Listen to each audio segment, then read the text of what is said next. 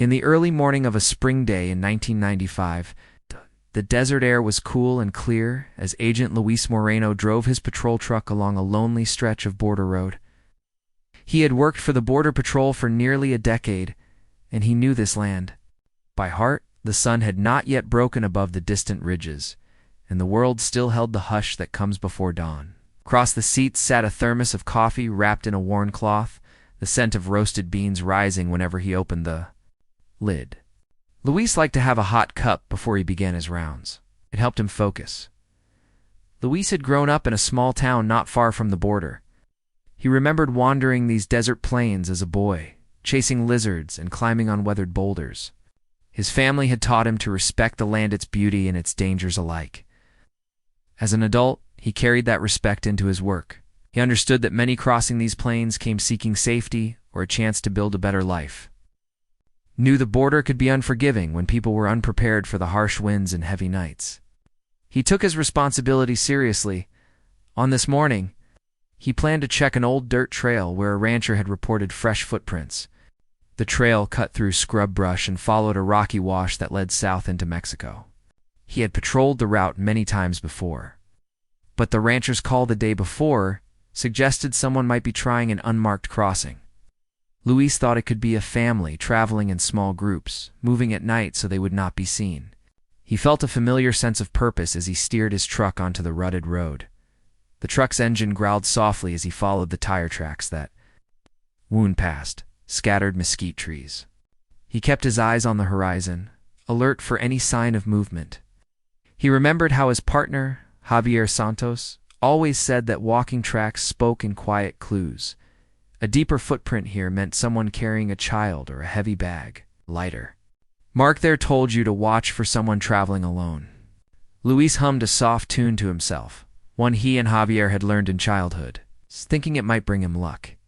He stopped the truck where the tracks entered a shallow wash. He climbed out, locked the doors, and slipped on his duty belt.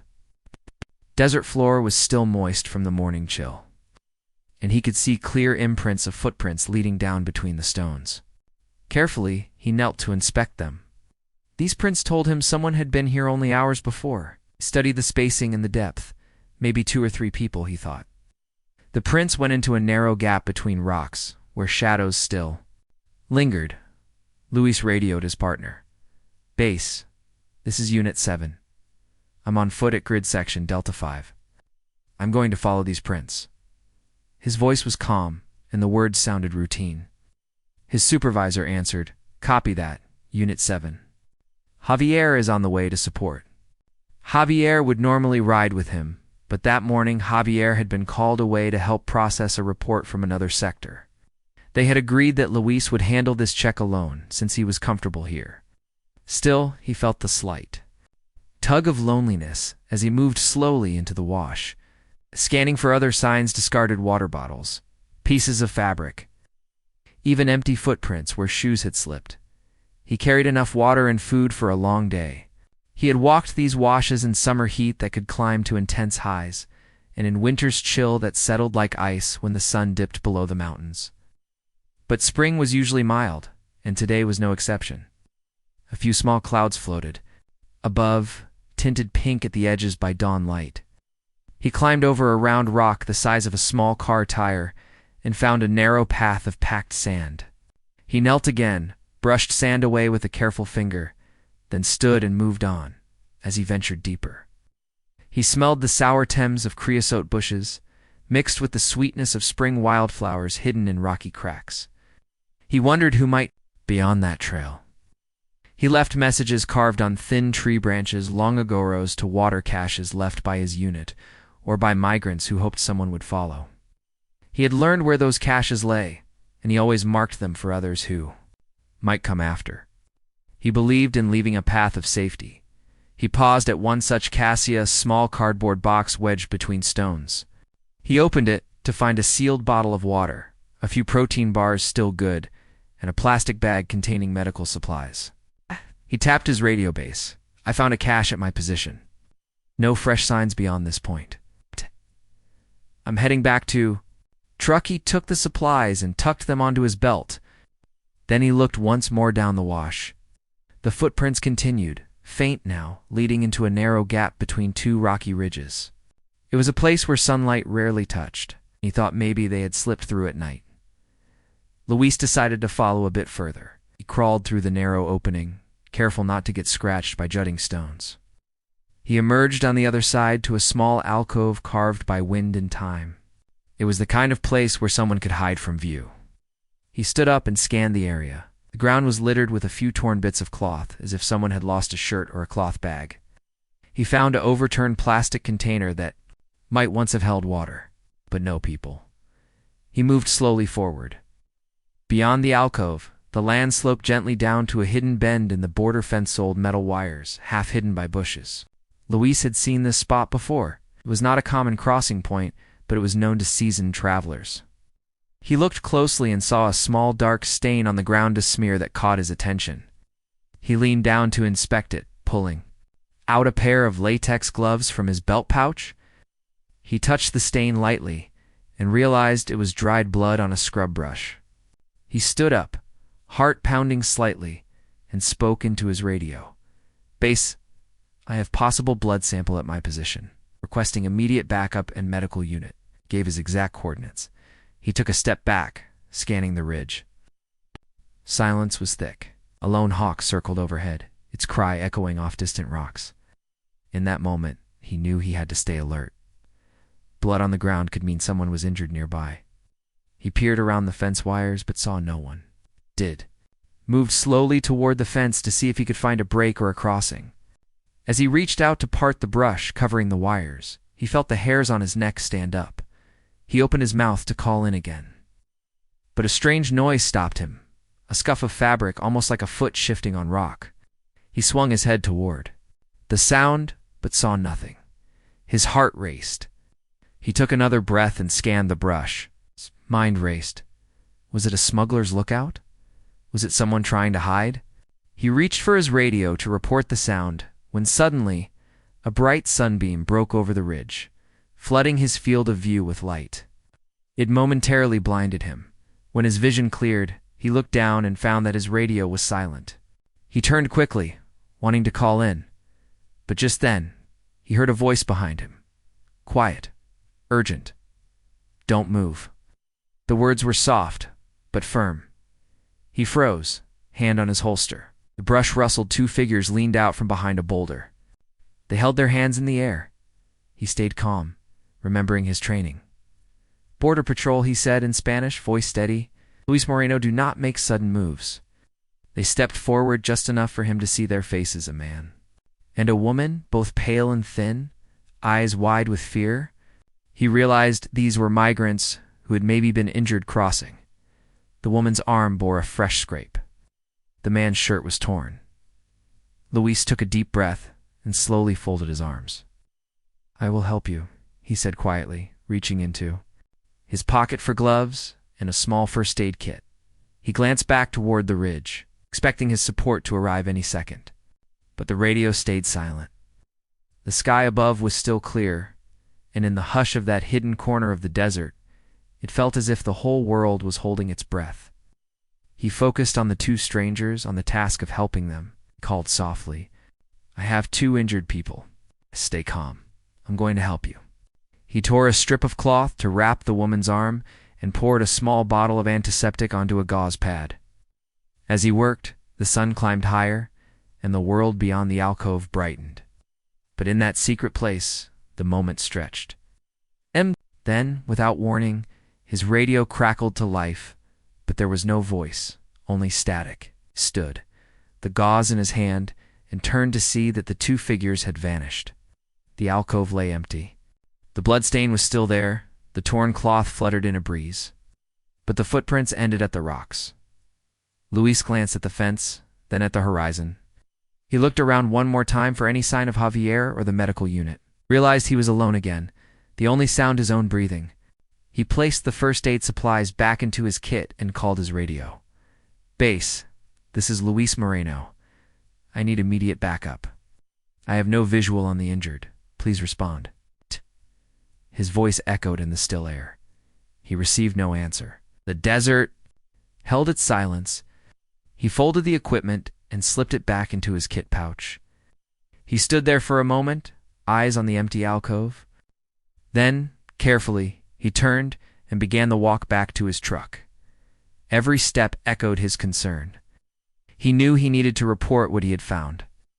And he knew that in the vast quiet of the desert, strange things could happen. Yet he held on to one certain truth. As long as he drew breath, he would never stop looking for those who needed help. And so he walked, each footstep an echo of his promise. Luis Moreno did not return to the station by midday. Javier Santos arrived at the checkpoint just as the sun climbed high. He found Moreno's truck parked by the worn fence, the engine off and the door ajar. Inside, the coffee thermos sat half empty, and the first aid kit lay open. Javier thought of his friend's careful work, how he always left a note or sent a radio call. He checked the coordinates Luis had sent and saw the marker for the blood stain. Javier felt a knot tighten in his chest. Javier gathered a small team and moved out on foot. They followed the same path Luis had taken, marking each step with small strips of ribbon tied to branches. The desert was hot, and the wind stirred dust that sparkled in the sunlight. Javier kept glancing at the radio, waiting for Luis's calm voice. When nothing came through, worry gnawed at him. He wondered how two migrants could vanish so quickly. Javier remembered Luis's promise to help, and he thought Luis would never abandon someone in need. Back at the station, Ana Moreno paced the small room where photos of her brother hung on the wall. She held one picture close, Luis smiling in front of his patrol truck. She wondered where he was now, if he was cold or hurt. She had driven 2 hours that morning, following a hunch that major highways might hold a clue. But no one had seen him. Anna called news reporters, asking them to share a missing person alert.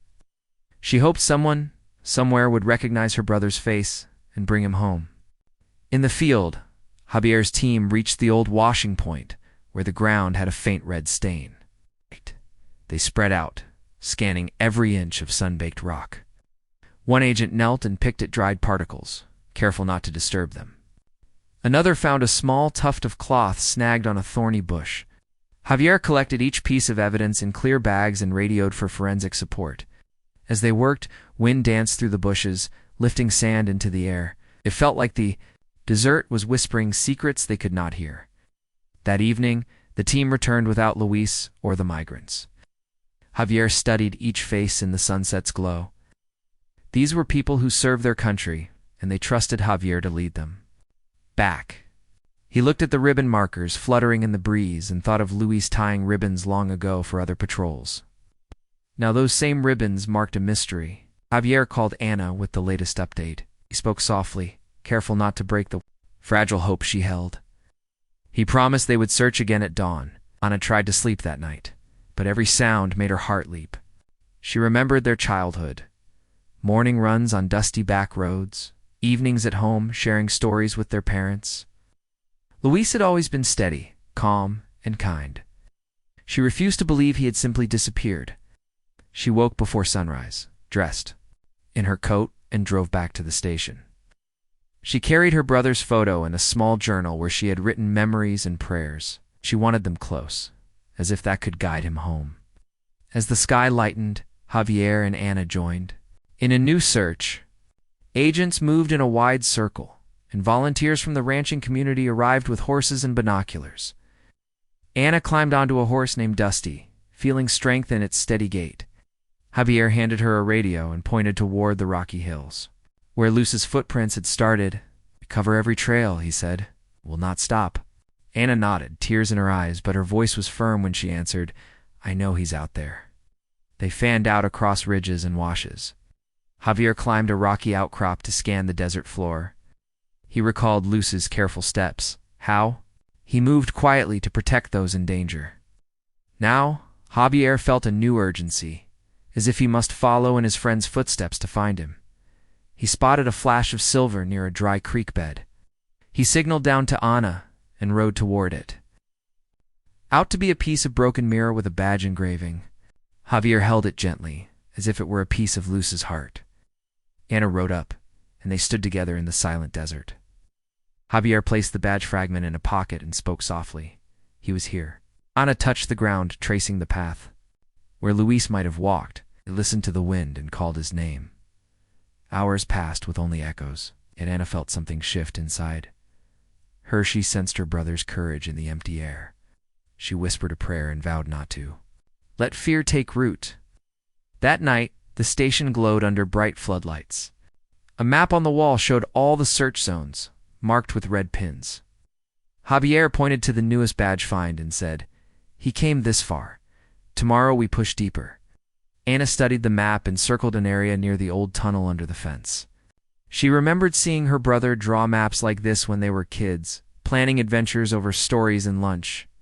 She tapped her finger on the spot and said he would hide here. Javier nodded and added the circle to their search plan.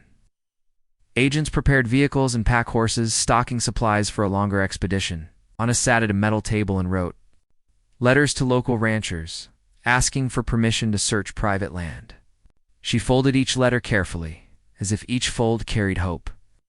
Javier offered her coffee from the station's thermos, and she accepted it with a small smile. They shared a moment of quiet solidarity. As the night deepened, they heard a distant coyote's howl. It rose and fell, echoing across the desert. Javier and Ana stood side by side, listening. The sound reminded them that this land was alive, full of hidden paths and stories waiting to be found. They turned back to the map, planning the next day's route. Each pin, each ribbon, each memory led them forward. They believed in Luce's promise not to stop looking, and that promise had now become theirs too. Tomorrow they would follow every clue until they found him, no matter how far the trail led. Ana and Javier rose before dawn again. The sky was soft gray, and a light wind stirred the tall grasses outside the small command tent. Agents packed water, food, and medical kits into trucks and onto horses. Ana checked her brother's photo. Kissing its corner as if it could give her strength, Javier studied the map under a dim lantern. He pointed to the old tunnel spot. "Today we go here," he said. "This place may hold our next clue." They rode out together, horses' hooves kicking up small clouds of dust. Ana felt the ground shake under her, and she placed one gloved hand on her heart. She imagined Luis riding beside her, leading her to the next sign. The tunnel lay just beyond a rocky rise, hidden by a thicket of mesquite and scrub. The entrance was little more than a dark crack in the earth, like a yawning mouth waiting in silence. Ana dismounted first, her legs shaky from nerves and hope. She folded the reins and slipped the horse's lead rope into Javier's hands. The two of them stood at the tunnel's mouth, where morning light barely reached. Javier held a flashlight in a small pack. "Hey, stay close," he whispered. Ana nodded, tucking her brother's photo into her pocket close to her heart. They stepped forward into the cool darkness. The tunnel floor was hard-packed sand mixed with stones. Water had carved small channels along the sides. The air smelled damp and faintly of earthworms. Ana swallowed hard as she shone her light on the walls. Scratch marks and faint footprints told of years of passage. Javier pointed to a spot where someone had propped up a piece of cloth for shelter. He lifted it gently and found a small pile of dry leaves, as if someone had tried to make a bed. Ana knelt to look closer. She saw a few strands of long dark hair caught in a nail. Her heart raced. "They were here," she said softly. "Dar." Agreed. He gathered the strands in a clear envelope. "Luis must have passed on this way while he looked for those migrants," he said. "He may have left more signs further in." They moved deeper. The tunnel narrowed, forcing them to bend at the waist. Ana's light flickered as she walked, and she kept her hand on the rough rock wall for balance. Memories of childhood crawled. In her mind, Hill was showing her secret hiding spots, sharing stories by their family's oil lamp. That warm light felt far away now. After 20 paces, they reached a fork. One branch sloped gently down, the other climbed up. Javier knelt at the split and brushed away sand from the floor. He saw two different sets of footprints. One set was larger and deeper, likely Luce's boot sand. One lighter, smaller. The lighter prints ended where the trail went uphill. The deeper ones continued downward. "The migrants went up," Javier said. "Luis followed them. We should track both." They chose to go uphill first, hoping to find someone alive. They crawled through a low opening into a narrow chamber where the ceiling was carved by a long trickle of water. Here they saw old food, wrappers and empty cans. Anna found a crumpled note in Spanish. She sat and carefully unfolded it. The note said water 2 miles south, with an arrow drawn below. Javier took a picture with his camera and tucked the paper into a plastic bag. They tried to leave a message for others who passed, he said. Luis might have come here. Anna held the bag to her chest, closing her eyes for a moment, imagining her brother's gentle hands folding that same note. They backtracked to the fork and followed the deeper prints downward. The path led them to a small chamber where the air was cooler.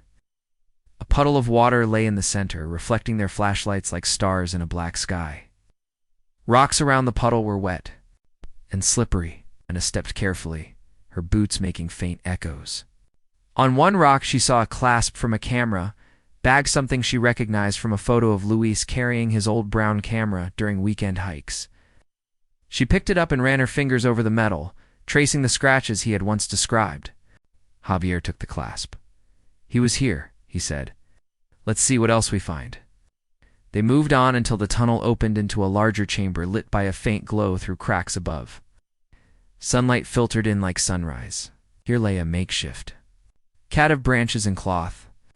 On it, someone had left a folded piece of cloth patterned with red stripes. Anna gasped as she recognized the fabric from a scarf Luis had worn that winter when the desert nights were cold. She held it up slowly, letting the light catch its folds.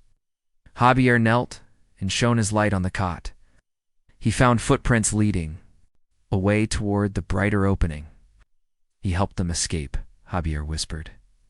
Then he followed after, Anna's eyes blurred with tears. She knelt and prayed softly, thanking her brother for caring so much for strangers that he risked himself. She picked up the scarf and wrapped it around her wrist like a bracelet. She would wear it until they found him. They crawled toward the light, moving carefully over broken stones. They emerged into a narrow canyon where sunlight warmed the air. The walls stood tall on each side, painted by shadow and sun. A small creek ran through the center, its water clear. Javier scooped some into a bottle. This must be the water.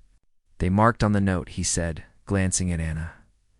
It's only 1/2 mile from the edge of the fence. Anna looked at the creek, imagining Luis bending to fill his bottle as he helped others. She whispered his name. They followed the creek toward the fence line. Branches scratched their arms, and thorns snagged clothing. They pressed on, hearts pounding with every step. Finally, they reached the old metal fence. The wire was rusted but held fast. Javier checked along the bottom and found footprints heading south into Mexico. Anna spotted fresh tire tracks on the other side of the fence. Small green paint chip lay on the ground. It matched the color of their patrol truck. Javier picked it up, frowning. Something happened here, he said. Anna knelt beside him. She saw a dark stain on the ground near the fence. Another blood stain, fresher than the last. She touched it lightly with a gloved finger. He could be hurt, she said. Javier nodded and reached for his radio, called in their position, and requested medical support and backup. His voice was calm but urgent. They moved along the fence, searching for a way through. At one point, Javier pried open a gap about 3 feet wide. They slipped through, moving on to the Mexican side of the border. The terrain here was rougher, with loose stones and steep hills. They climbed a small rise and looked down into a shallow valley. There lay a makeshift camp of blankets and empty water bottles. Anna's heart leaped. She ran forward, calling Luis. She found footprints around the campfire pit and a small trail leading away. Javier arrived behind her, shining his light on a line of footprints that headed toward a rocky slope. They followed, their steps quickening. The night air cooled as they climbed. Finally, they found Luis's patrol badge wrapped in a cloth on a flat rock. Anna sank to her knees, picking it up with trembling hands. She held it to her face, tears falling onto its metal surface. Javier placed a hand on her shoulder. He was here, he said softly. He helped them all this way. We must keep going. Anna nodded through her tears. She looked at the rising moon, its silver light guiding her. She felt her brother's presence beside her, urging her onward. With renewed hope, she rose and followed Javier as they climbed higher into the night. Every step carried them closer to Luis. Every breath reminded them of his promise. He would never stop caring, and they would never stop looking. The stars twinkled above like silent witnesses as Anna and Javier continued walking along the rocky slope. Each step was filled with hope and fear. They had Luis's badge, his scarf, and the small clues he had left behind. But they still had no sign of him, no clear answer to what had happened after he helped those two migrants. The desert night was quiet, except for the sound of their boots. Pressing against gravel and the soft wind blowing through the canyon walls. As they reached the top of the hill, Anna stopped to catch her breath. She looked around. The land stretched out before her, wide and endless. "He must have come through here," she said, her voice tired but full of belief. Javier nodded and looked down at the trail ahead. "Let's keep moving.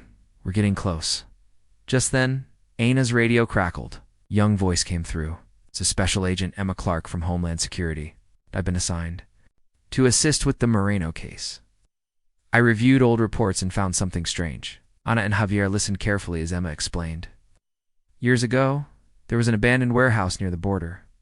No one searched it completely. I'm sending the location now. I think you should take a look. Javier clicked the radio. Copy that. Send coordinates.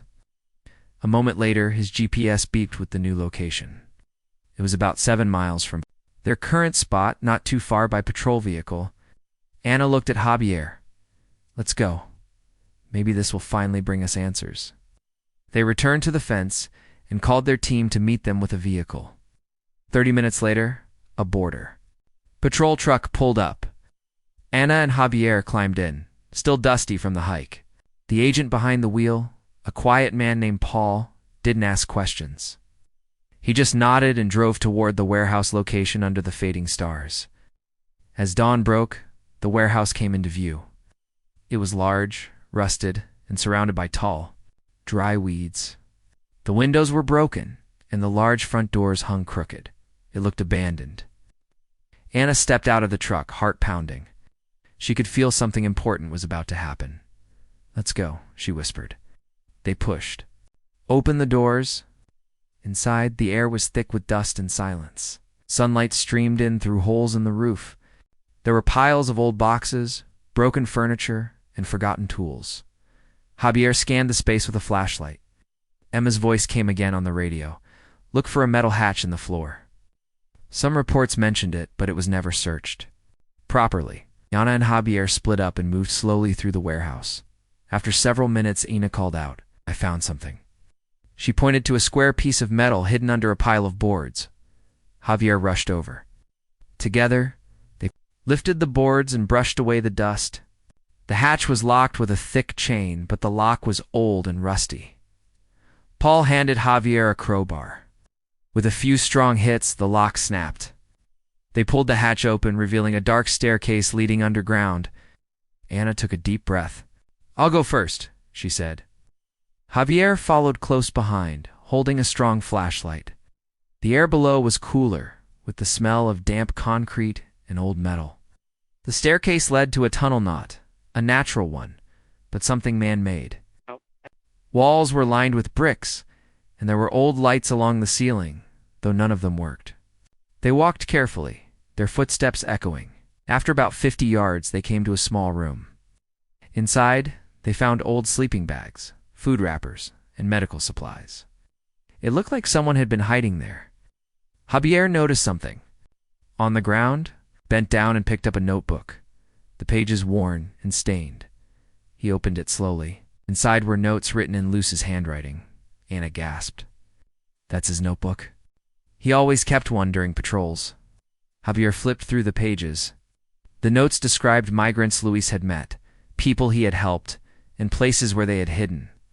One page had a warning. They're watching me. They don't want me to talk. Anna covered her mouth with her hand. He knew something. He was helping people, and someone didn't want that. Javier nodded. He might have uncovered something bigger than we imagined. They continued searching the underground room. In the far corner, Behind a wooden shelf, Paul found a small bag. Inside it were Luce's ID card, his old patrol patch, and a folded photo of him and Anna as children. Anna took the photo, tears running down her face. He was alive. He made it here. But why didn't he come home? Suddenly, Emma's voice came again on the radio. "Agents, I found a record." Luis filed a report before he vanished. Suspected. A secret group smuggling people through old tunnels under government buildings. He feared they had help from inside. That's why he disappeared. He was trying to protect lives. Javier clenched his fists, so he went into hiding to keep others safe. That's why no one could find him. He couldn't risk contacting anyone. Anna looked around the underground room with new understanding. He lived here, quietly, alone, still helping people. Just then, a small noise echoed down the tunnel. Everyone froze. Paul raised his flashlight. A shadow moved at the far end. They called out, "Border Patrol, show yourself." A figure stepped forward slowly. It was an old man with gray in his beard, wearing worn boots and a heavy coat. His eyes were tired but alert. Anna stepped forward, heart racing. "Luis," she whispered. The man looked at her. For a long moment, he said nothing.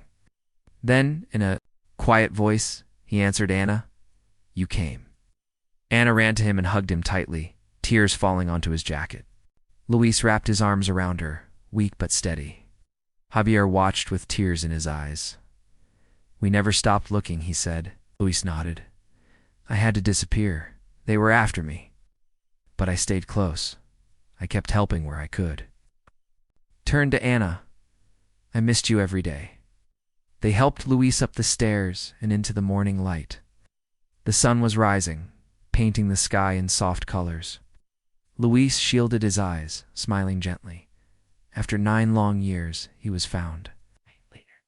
That day, Luis sat in a safe room at the station, telling his story. He explained how he had discovered a smuggling ring that used abandoned tunnels and corrupt workers. When he tried to report it, he was warned to stay quiet. Fearing for Anna's safety, he vanished and lived in secret, helping people quietly. From the shadows, Emma recorded his story carefully. "Your bravery saved lives," she said, "and now the truth can come out." Anna held Luce's hand. "You're coming home. We'll make sure everyone knows what you did." Was the sun set, the family stood together outside the station. Javier placed Luce's badge in his hand and said, "Welcome back, brother." Luis smiled. It was never just about the badge. It was always about the people. He looked at the horizon where the desert met the sky and felt peace for the first time in years. The news of Luis Moreno's return spread quickly. Reporters gathered outside the Border Patrol station, cameras flashing, voices rising, but Luis stayed quiet. He was not looking for fame or praise. For 9 years, he had lived in shadows, away from his family, his badge, and the life he once loved. Now, as the sun rose over the desert, Luis was back, not just as a man, but as a symbol of truth, courage, and silent service. Inside the station, Luis sat at a long table with Anna by his side. Javier stood nearby, leaning against the wall, arms crossed, eyes full of emotion. Across from them sat Agent Emma Clark, now part of a special investigation team from Homeland Security. A notebook lay open in front of her. A recording device sat beside it. "Luis," she said gently, "this is your story. Please, start wherever you feel ready." Luis took a breath. His voice was soft but steady. Started with a group one. Met during patrol. They weren't just smugglers. They were using abandoned tunnels, safe houses, and sometimes even warehouse basements. But what scared me more was this: they had help from inside. Someone with knowledge of our routes and schedules. I sent in a report. But 2 days later, strange things began to happen. My truck was followed. The radio went dead in places where it always worked. Emma nodded. "You tried to warn others?" "I did," he replied. "I told my supervisor. But the next day, he was transferred without warning. Spoke to stopped returning my calls. I realized I was putting my family at risk. I had to disappear. Not because I gave up, but because I wanted to keep others safe." Anna squeezed his hand. You should have told me. Would have helped you, I know, Luis said. But I couldn't take that chance. Every time I helped someone, I stayed. Further away, I left signs. Notes, small things. I hoped someday you'd understand. Javier stepped forward. You helped more people than we'll ever know. Those tunnels, supplies you left behind, they saved lives. Luis looked down. I only did what I thought was right. I couldn't wear the badge, but I still remembered what it stood. 4. Emma turned off the recorder and closed her notebook. We're reopening the investigation into the smuggling network. Your notes, your experience, they're key to helping us stop this. Later that day, Anna brought Luis home. House hadn't changed much, the same porch light, same wooden door. The same smell of her homemade bread still floated in the kitchen. Luis stood at the doorway, quiet. Then he stepped in, slowly touching the photo frames on the wall, pictures of their parents. Birthdays, childhood memories. She had kept his. Room almost the same. His books were still on the shelf. His old boots sat in the corner.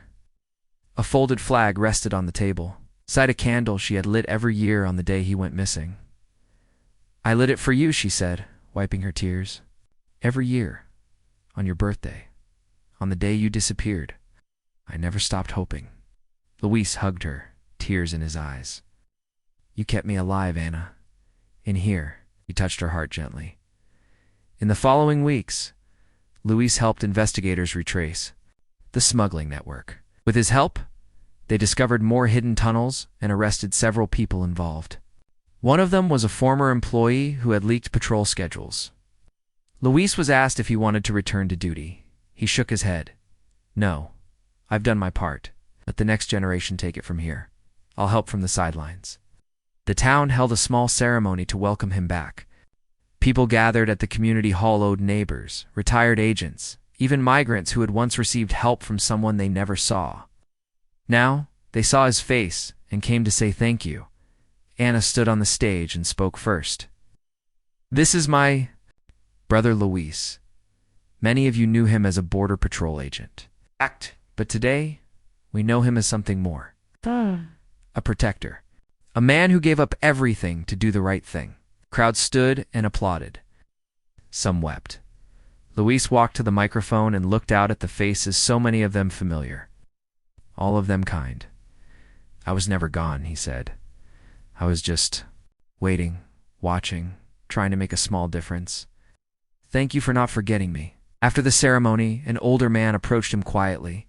He wore a weathered jacket and carried a cane. You won't remember me, he said. You helped my wife and I that night in the desert. We were scared, lost. You gave us water and pointed us to safety. You disappeared before I could.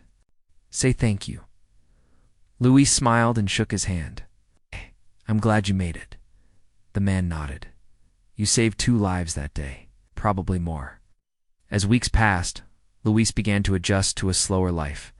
He worked with a local nonprofit that helped families near the border, spoke at schools about honor, service, and doing what's right even when it's hard. His voice, once quiet and hidden, became a voice of wisdom and peace. Javier, often, visited, and the two would sit on the porch watching the sunset. You know, Javier said one evening, you never really left us. We just had to find the right path back to you. Luis chuckled, and it was a long one, wasn't it? Both laughed, their bonds stronger than ever. The years apart had hurt, but the reunion had healed more than words could say. One night, as Anna sat with Luis under the stars, she said, Do you ever regret going into hiding? Luis looked up at the sky, then down at the land he loved. Sometimes. I think about what I missed, birthdays, holidays, moments with you.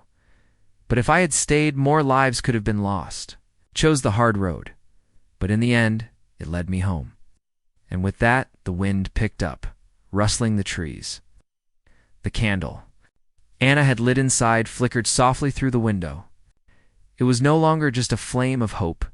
It had become a light of truth, of family, and of a brother who never stopped protecting others. Even in silence, Luis Moreno had vanished in 1995. But 9 years later, not only had Homeland Security found a man, they had uncovered a story of quiet bravery that would never be forgotten. His journey reminded everyone that even when a person is lost, love, truth, and determination can light the way back home.